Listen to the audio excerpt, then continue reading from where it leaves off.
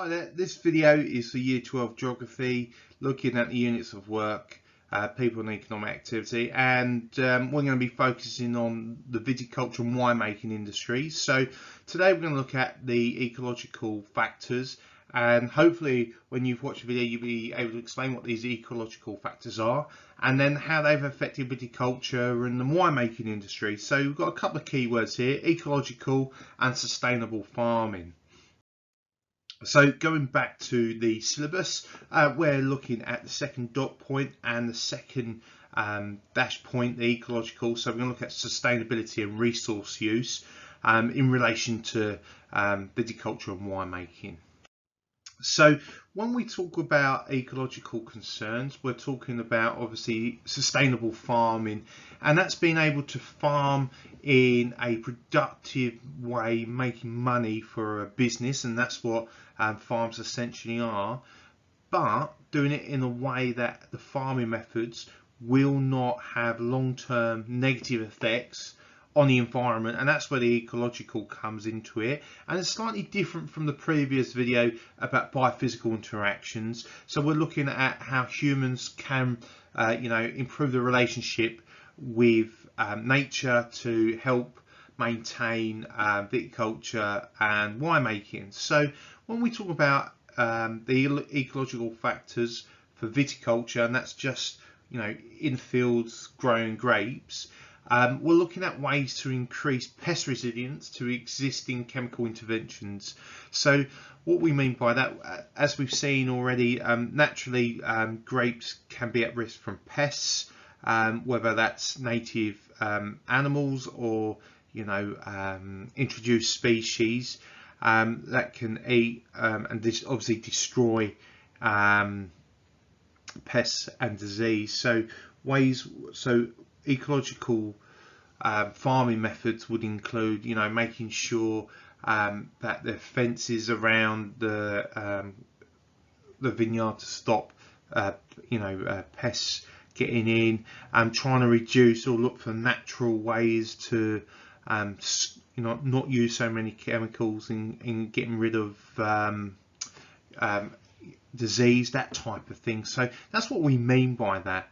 And then looking at ways in which we can still farm but not compacting and eroding the soil. So ways of doing that is making sure that soil's not left bare, letting grass grow on areas around the vineyard or around the vines, so it helps with the soil and keeps the soil nutrients in.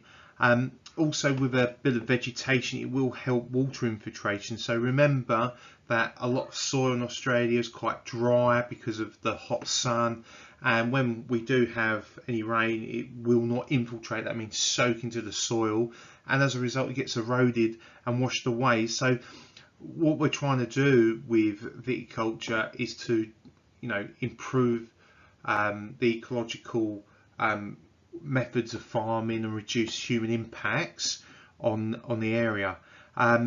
Trying to one issue has been low levels of organic matter in soil, so by putting compost into soils, that's a really important thing to do.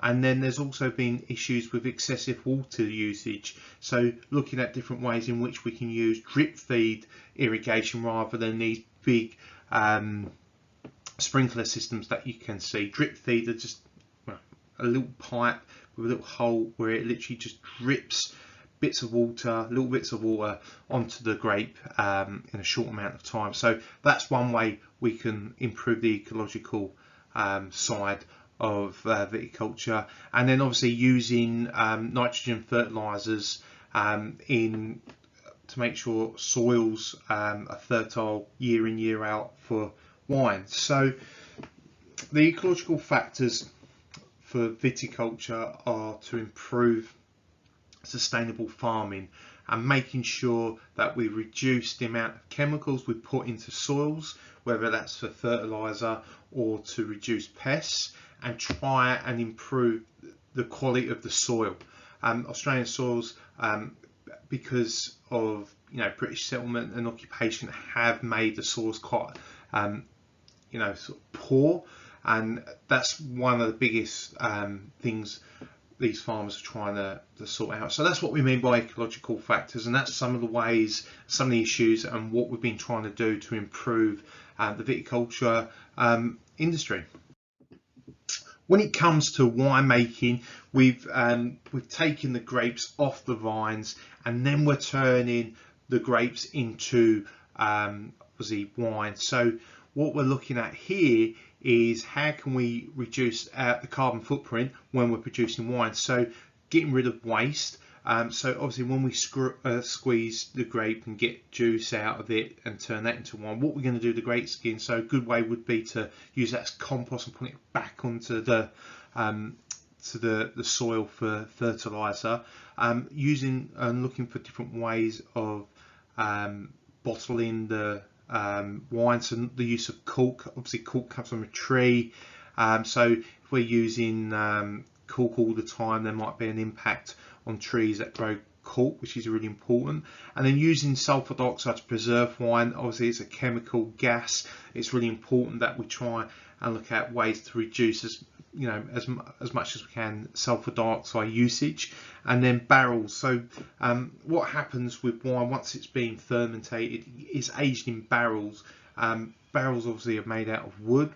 We do use plastic containers as well for aging wine. So it's looking for ways in which we can use sustainable wood supplies for those barrels. It's really important. And then looking at sustainable ways to produce powerful machinery for bottling, producing wine in the brewery as well. So that's really important. And then obviously labelling the bottles in a way that's not using lots of power and that. So when we look at ecological factors, we separated them. We looked at how they can be affected in the fields, and then once the wine's been picked, the grapes have been picked, turning it into wine into the vineyard itself and where the fermentation happens. So that's the ecological uses. So I've gone into a lot of depth and detail about what they are, and then obviously what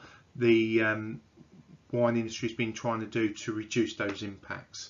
So hopefully I've explained what ecological factors are. I'll be setting some questions, so you can make sure you're doing your Cornell notes right. Lots of keywords. There's a lot of information here. I know you're getting towards the end of year 12. You're doing a great job, so keep going, and you're doing a great job. All right, cheers, thanks, bye.